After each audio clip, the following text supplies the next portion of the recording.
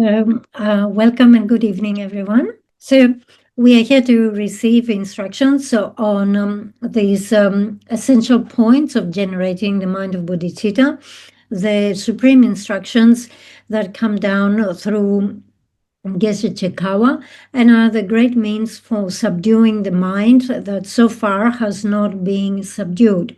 So we see here that straight at the beginning of the text, Geshe just uses one single line saying first train in the preliminaries. It is very short, but actually it's very powerful. We see that it includes essential topics such as that are the precious human rebirth, death and impermanence, karma and its result, and the faults of samsara. If you were to look for these subjects in the Lamrim, this actually in the volume of the Lamrim would take just these sections will take about 60 to 70 pages. And this, you can see here, just one line says train in the preliminaries, so it's very powerful and it carries great blessing. These preliminaries are are necessary branches or preparatory practices so we can generate bodhicitta that we have not generated so far, and then increase whatever bodhicitta we generate. So we see in Rinpoche's the three principal aspects of the path, and he says by repeated contemplation of how hard it is to find this.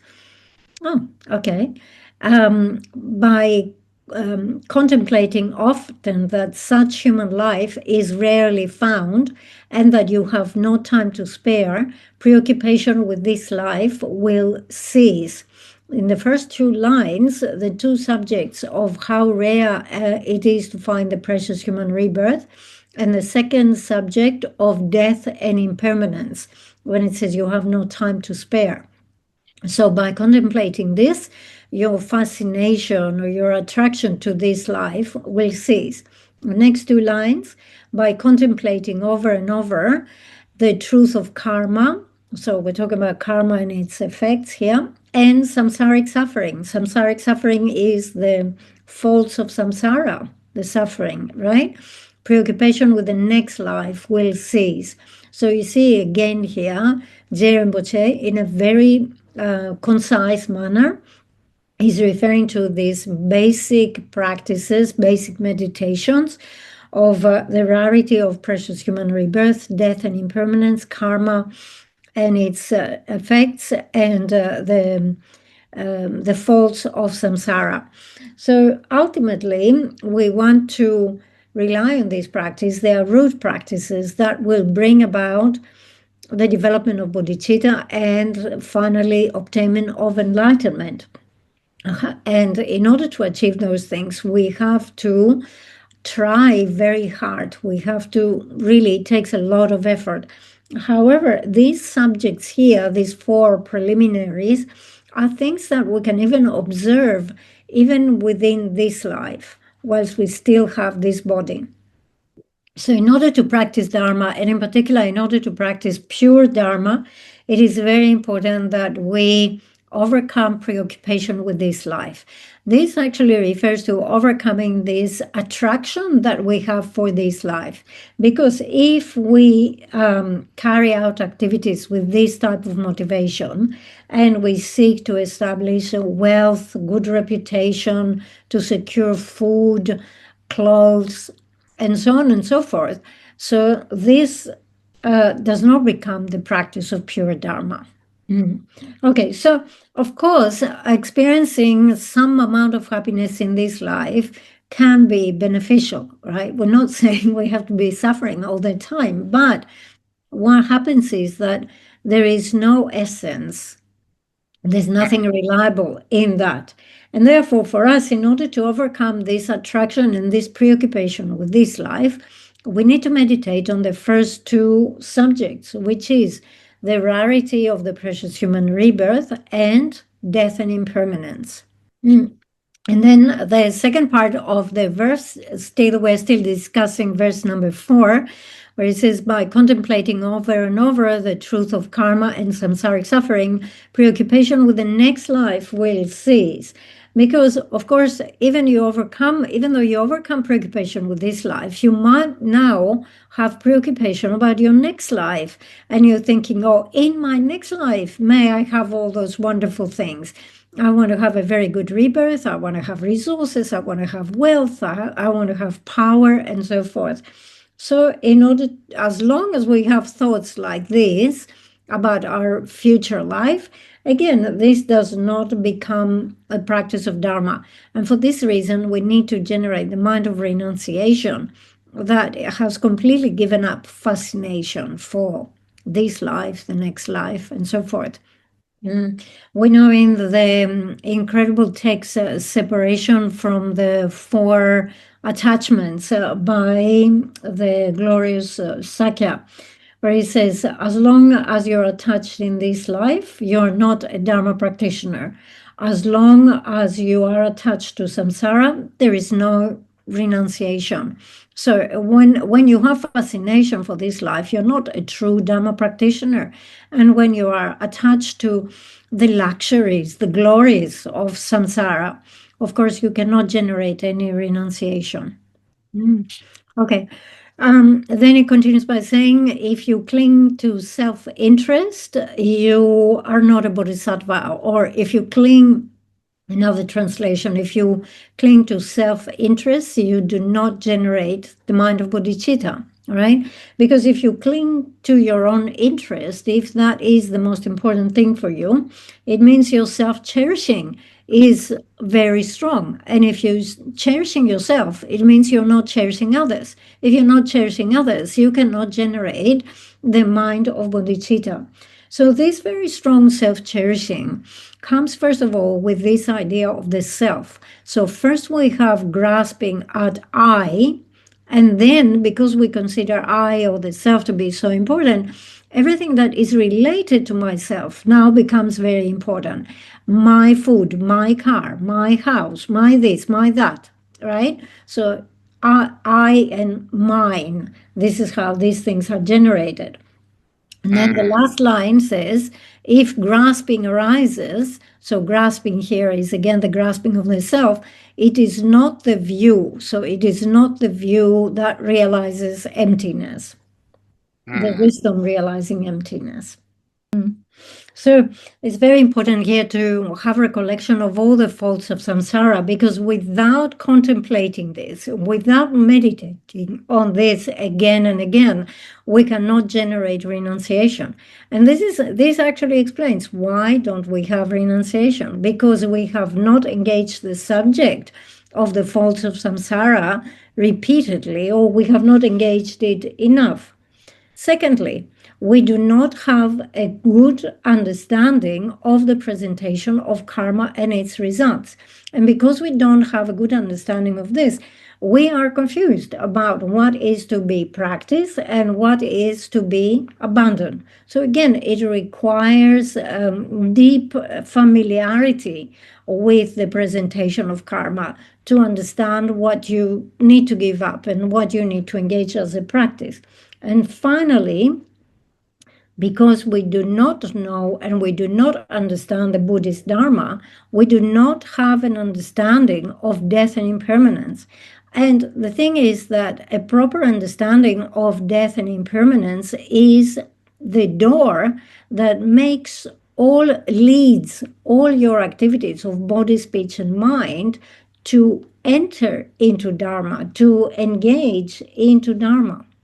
So here we are in a situation like we are ignorant about those things, right? We don't have renunciation. We don't have understanding of the law of cause and effect. We don't have understanding of impermanence, death and impermanence. But here we are practicing or trying to engage, and the type of body that we have right now is the precious human rebirth that is so hard to find. And this precious human rebirth diminishes minute by minute by minute. It just, this life is getting less and less.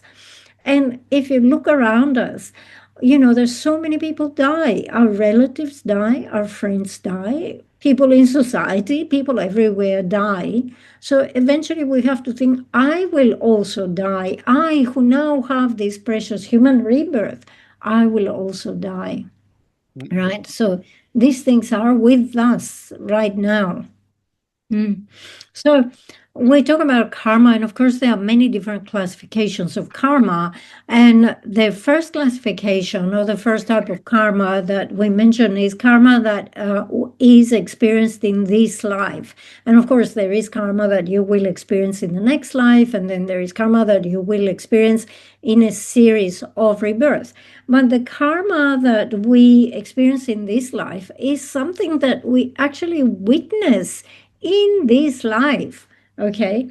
And when we say that we have to consider the faults of cyclic existence, this, of course, if we practice virtue in this life, we know that there will be some good experiences in the future. If we create negativity, of course, there will be a lot of suffering in the future. But look at your daily existence, right? We become sick, we get a headache, we become unhappy, and so forth. These are experiences we have in this life, and these are actually disadvantages or faults of samsara. Okay, so if we look at this physical basis that we have obtained right now, which is the precious human rebirth, on this physical basis that we have right now, we can observe death and impermanence. We can observe karma and its results. We can observe the faults of samsara. And therefore, all of these points, the 3 points of death, of karma, and the faults of samsara, they go back, they really point back to the precious human rebirth. So we really have to consider that this type of rebirth, with a full set of 8 freedoms and 10 endowments, is extremely rare to find, and it's something which is very meaningful. To have come into this life with the precious human rebirth, it means we worked very hard to establish these causes in our previous life. It's not easily obtained. And once we obtain it, it has great meaning. Now, when we say the precious human rebirth, we have to be clear. We're not just talking about a body that is physically handsome. We're not talking about an existence where we are wealthy and so forth. These things, or educated and, sharp faculties and so forth, intelligence and so forth. Just these elements do not qualify for the precious human rebirth. So when we describe a body like this, we're referring to the 8 maturational results, which includes things such as, for example, very good physique, physical strength, mental strength, having resources, having companions, friends, and so on and so forth, right? Of course, these are things that are, because they are maturational results, we must have established causes in the previous lives. But you see, many people obtain those things, and these people, they don't have to be Buddhist. Many of them are Hindu, or, they follow other religions. Some of them are completely disinterested in religion and so forth. Okay, so what it proves is that the point we're trying to make here is that you might have the 8 maturational results, but it doesn't mean that you have the precious human rebirth. In order to have the precious human rebirth, you must have practiced Dharma, because only Dharma establishes the causes for the precious human rebirth. So, very important here to consider what is the meaning that the precious human rebirth is very rare and is very meaningful. When you obtain the precious human rebirth, you have freedom and opportunity to practice Dharma. So this list of qualities, the 8 freedoms from oppressive situations that would not allow you to practice Dharma, and the 10 endowments, 5 of which are personal and 5 of which pertain to others. These give you the optimum opportunities to practice Dharma. So here, we are, and we want to engage in this practice of mind training in order to generate the mind of bodhicitta. So this definitely is a practice that will create causes for the precious human rebirth. Now, consider examples of, let's say, Milarepa or great Mahasiddhas in India. And there are many stories. If you read the biography, there is one thing that stands out. They had very ugly bodies, right? They didn't have the the physically handsome bodies. They didn't have the wealth and so forth. Uh, so, however, they had the precious human rebirth because they had the full set of 8 freedoms and 10 endowments, and they generated profound realizations. Definitely, all these beings have bodhicitta, and beyond that, they had many other realizations. Okay, so it's different. There's difference between the 8 maturational results and the precious human rebirth. So, really, we have to contemplate this subject of how rare and how meaningful it is to have the precious human rebirth.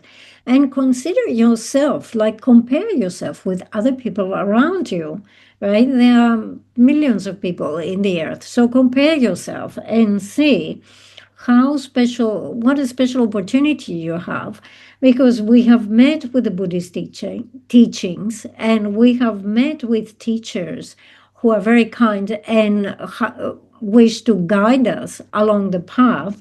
And we have the precious human rebirth with all the opportunity that this gives. So if we do not practice Dharma now that we have all this going for us, then it will be a great loss, right? It would be a great pity. As the saying says, if you want to know what you did in your past life, look at your present body. And if you want to know what sort of body and rebirth you will have in your future life, look at your present actions. Okay, so we are still dealing with the 4 preliminaries. We have done the first 2, and we now continue with action and their consequences. There is one great Geshe Ben Gunkel, who was considered to be an expert on this area. He could really explain and analyze the law of cause and effect, and so forth. And he gave a very clear presentation about this subject. So before he became known as Geshe Ben Gungyal, he was just Ben Gungyal, and he was a thief and a robber. And actually, he would terrorize people, and people merely hearing the name Ben Gungyal, they would fear for what might happen to them. However, later in his life, he engaged Dharma practice, and he generated the mind of bodhicitta, and he really developed his mind. And the people recognized that great change in his ways and his personality. And from that point onwards, they started referring to him as Geshe Ben Gungyal. So as we say, Geshe Ben Gungyal was he was a very honest practitioner, and he would act immediately in the situation because he had a good understanding of the law of cause and effect. So one day a sponsor was coming to see him, and the sponsor was coming to bring him butter and cheese and things like that. Great presents, right? So Geshe Ben Gungyal made a great effort. He cleaned the place, he polished everything, he arranged very, very beautiful offerings, he put in clean robes and so forth. He had the place looking very presentable. And as he was sitting there waiting for the sponsor to come, he just thought, why did I do all these things today? And by analyzing his motivation, he could see that he did it not to do proper practice, but to impress the sponsor who was coming. So he took a handful of dust and dirt from the ground, and he just threw it on the offerings straight away. Why did you do this? Because immediately, as soon as he recognized that his motivation was tainted, immediately he thought that this display is useless. So you can see actually he was renowned for this type of behavior, because as soon as he realized that the motivation was wrong, he could see that putting out all these offerings and this display of offerings and cleanliness and all of that, it was useless. It was not going to bring the virtuous results, right? He understood that he was influenced by the 8 worldly concerns. And the 8 worldly concerns are really something very, very negative that affects us very much. So he wanted to do something immediately to counteract that, which again is a great sign of a lojong practitioner. Mm. It's very important for us to consider the certainty of karma, because if we engage in virtuous activities in this life, in our next life we will have a good rebirth. But if we engage negativity in our next life, we will be reborn in the lower migrations. And the simple reason for that is because we do not become non-existent after death. There is life after death, there is reincarnation, and there are only 2 options, either a good rebirth or a bad rebirth. And when we establish a bad rebirth, then we can see all the faults of samsara. There are different ways to contemplate the faults of samsara. You can present them as 8 or 6, the 6 types of suffering, or 3 types of suffering. So look around you. Perhaps you can identify an animal, a dog, and consider all the shortcomings and all the different types of suffering on the basis of such a rebirth. Mm.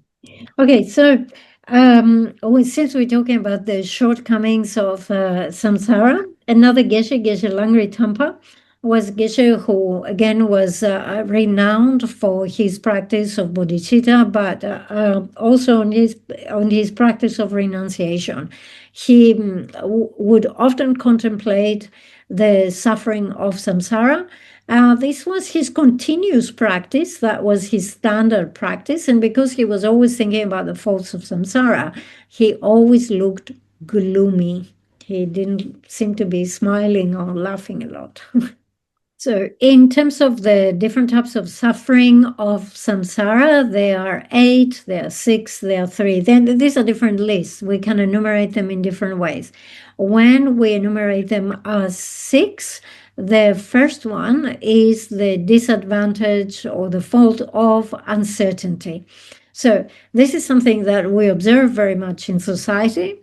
You can say between relatives, between friends, you might have a good relationship for a while, and then for whatever reason, you fall out and this relationship breaks up. All right. So this is something that indicates the uncertainty we have in samsara. So in our text on page 36, under the subject of the disadvantages of uncertainty, we have a quotation from the friendly letter that says, "Your father becomes your son, your mother your wife, and your enemies become friends. The opposite also takes place. Therefore, in cyclic existence, there is no certainty at all." And this is something that we see so much, how there's not such a thing as 100% friend or 100% enemies or enemy for life or friends for life. This just doesn't exist. And we see examples of this all the time. Like, look at what happens with your relatives. They're not 100% friendly all the time, and they're not 100%, let's say, adversary all the time. So we continue with the next, which is the disadvantage of dissatisfaction. Again, we start with a friendly letter, a verse from the friendly letter saying, "Each individual has drunk more milk than the 4 great oceans, yet in the ordinary person's continuing cyclic existence, there is still more to be drunk." And this comes due to this lack of satisfaction. We seem to have a great desire and a great degree of dissatisfaction. And this actually creates additional suffering. Even though we have let's say we have enough food, or we have enough clothes, and so forth. We are not satisfied. We have no contentment with what we have, and we're constantly thinking, if only I could have more, if only I could have better, and so on and so forth. So this creates the additional suffering here. Another verse, in a few lines that Geshe read, it was like the fireflies, or actually I think it's like the moths, who are constantly attracted towards the burning wick of the lamp, right? So there's that attachment that drives us, dissatisfaction that drives us for more and more of the experience. So how we should be is we should have small desire and great sense of satisfaction. Because if we have this in our life, we will be very happy and contented. So whatever wealth we have, however much or however little we have, whatever resources we have, whatever conditions we have, we will be satisfied instead of seeking for more and more. And we have seen many examples in society of what happens when you're not satisfied. So when we say that you should have less desire and not be dissatisfied, we're not saying that you do not need wealth. We need wealth, but the thing is, how do you relate to your wealth? You should have no attachment for the wealth. And further, you should know how to use the money, know how to spend the money. If you know how to use your money without attachment, no one says you shouldn't have money.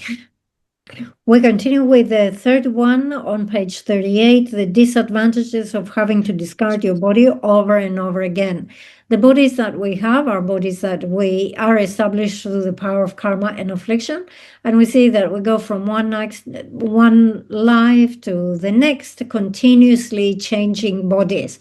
So, as the friendly letter says, the heap of each sentient being's bones would equal or even be greater than Mount Meru. So, you take one type of rebirth in one type of body, and then you die, and your bones are left behind. And then you take another rebirth, another type of body, and so on and so forth. So, if you were to pile up, all those sets of skeletons and bones from your previous lives, it would be as high as a mountain, even Mount Meru. So there it is about this body that we develop so much attachment for the body, and we think, I have this body, it's stable, it's reliable, and so forth. However, it is not. We have to discard it again and again. Yeah. So actually, this whole thing of being attached to the body is a very serious issue. And we see how much attention and what great expense we we are happy to spend for the body, like the nails, massage, facials, and so on and so forth, right? Fascination with the body, which is, it's something that is of no benefit to us. Anyway, there's Geshe brought up this story. So in the past, it's the story of a girl she was a real beauty, but it came to the point that she became attached to her own body, right? So she was fascinated with her own body. And the thing is that if you develop this type of fascination with your own body, attachment for the body, in your next life, you can be reborn as someone who is non-human. So that very, very beautiful lady, one day she went for a walk, and she went by the seashore, and there was an accident, and she fell into the water, and she died into the water. Anyway, and then there was, so she took another rebirth. And then in the same sea, in the same river, whatever, there was a boat, and that small boat capsized, and the man who was in the boat died in the water. And eventually the currents carried the body of the deceased salesman to the other shore, into the forest, and so forth. And another person happened to be walking into the forest, and he saw the carcass of that dead salesman. And within that carcass, there was a snake who was the reincarnation of that beautiful girl who was going in and out that deceased body because that girl was so attached to the body. So, although we say that this type of body is very useful to us in terms of practicing Dharma, apart from that, there is nothing special to this body to explain or to support or to qualify to have such attachment for this body. This body is something that we discard, and we will discard again and again, like thousands of times, life after life. We're not going to keep it, we're going to discard it. So as we say, as long as we are alive and we have this type of body and this type of precious human rebirth is amazing because it gives us this excellent opportunity to practice Dharma. And from that perspective, we say that our body, once we are alive, is superior, is supreme compared to other types of living beings because it allows us to practice Dharma in this wonderful way. However, once we discard this body, and even if we don't practice Dharma to have a good body and so forth, you can benefit friends, relatives, you can do something good in society. But once we die, this type of body is of no benefit to anyone. Of course, during the stages of the decomposition, it becomes something which is very frightful to see, so it frightens other people. But beyond that, our skin, our flesh, and so forth is of no benefit to anyone. If, for example, you're born as an animal, when an animal dies, the skin of the animal or the fur of the animal or the meat of the animal is very beneficial for other animals or for people and so forth. When we die, our skin and our flesh is of benefit to no one. The next disadvantage is the disadvantages of entering the womb over and over again. So again, there is nothing stable, nothing fascinating about having been reborn as a human. So I entered the womb of my human mother. I was born, I came in as a human. There's nothing amazing about it. Again, we take rebirth due to the power of karma and afflictions. We will have to discard this body. Next time, we will be reborn in another body, high and low, and so on and so forth. So we are discussing now the next one, the disadvantages of continually changing from high to low. Reading the first verse from the friendly letter that says, having been chakra, worthy of the word's veneration, one falls again to earth through the force of action, or having been a universal monarch, once again becomes a servant in cyclic existence. So even though here the verse talks about, gives the examples of being born as Indra or universal monarch and so on and so forth, and then falling again into a low position, we can see these things happening in society. So, for example, you could be a king or a prime minister or a very high official. Or on the other hand, you could be just like an average person or someone who has very low position. But again, there is nothing amazing and there is nothing stable within these high and low positions. We see so many people who are like high officials and something happens in their career and they take a tumble. Or sometimes we see an ordinary person rising and becoming someone who is very important in society. So there is this constant movement of high and low. So this thing indicates that samsara is not reliable. It is not something which is stable. Also, we can contemplate this from the verse that we find on verse 40 in the transmission of discipline by the Buddha. it says the end of all accumulation is exhaustion. The end of being high is to fall low. The end of meeting is separation, and the end of life is death. First of all, it indicates how everything is, when you have impermanent phenomena, compounded phenomena, then, of course, these things will change. So it says the end of accumulation, so you gather and gather many things. At the end, it will be exhausted. At the end of being high, you will fall low. It shows how it is not reliable. These positions of high and low are not reliable. At the end of the meeting, there is separation. How many people travel to meet friends, to meet relatives, to come together?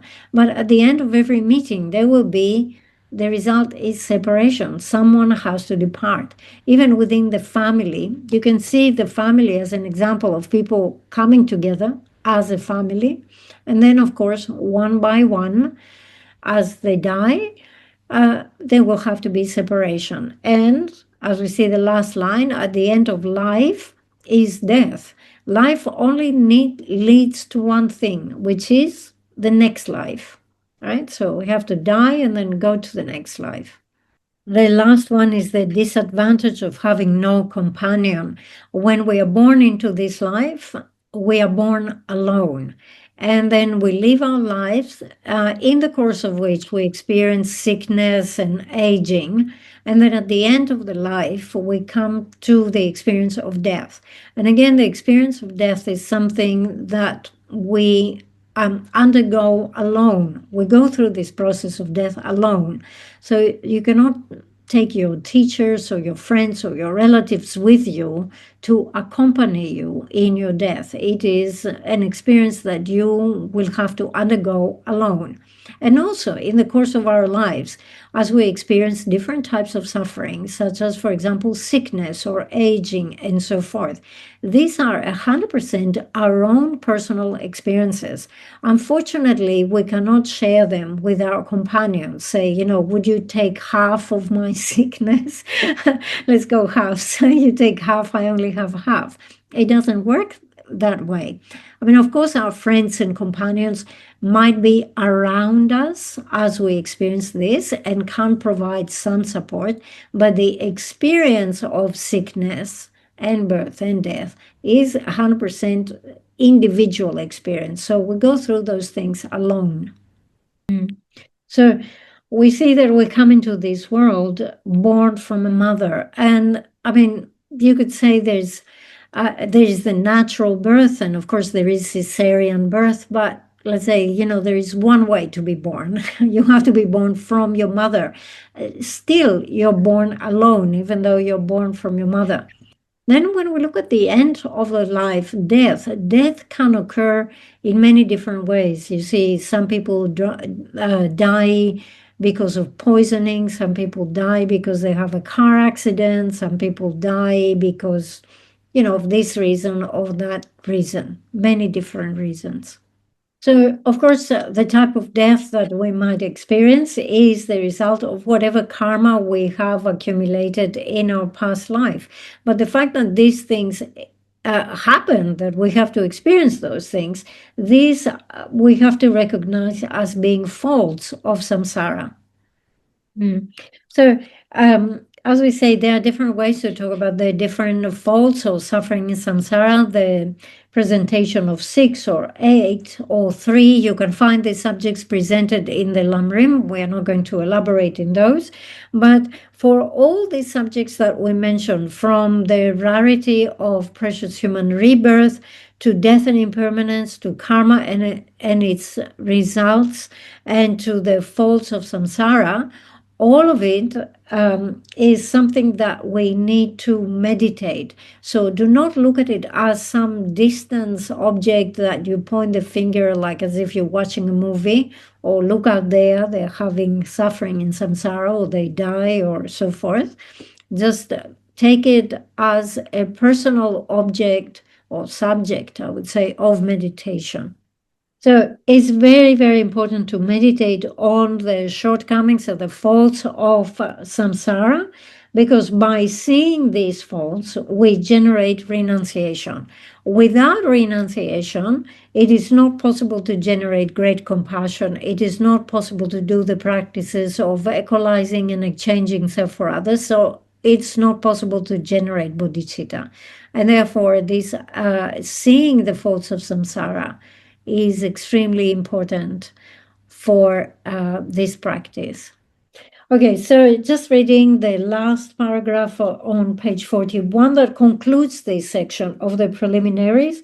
When understanding the disadvantages of cyclic existence gives rise to a determination to be free, you should know that the precious awakening mind is the main supreme path to liberation from cyclic existence, and that this should form a part of training in the awakening mind. This concludes the way to think about the preliminary teachings. So what it says here is that generating the mind of bodhicitta is the main practice, and these four subjects that we have been discussing are the branches or the preliminaries for generating the main thing, which is bodhicitta. So it says up to here, we have concluded this presentation of the preliminaries. So the great master Shantideva says when we train in the mind of bodhicitta and generate it, the load of death is destroyed, and it also becomes the medicine, like the elixir, the medicine that is an elixir.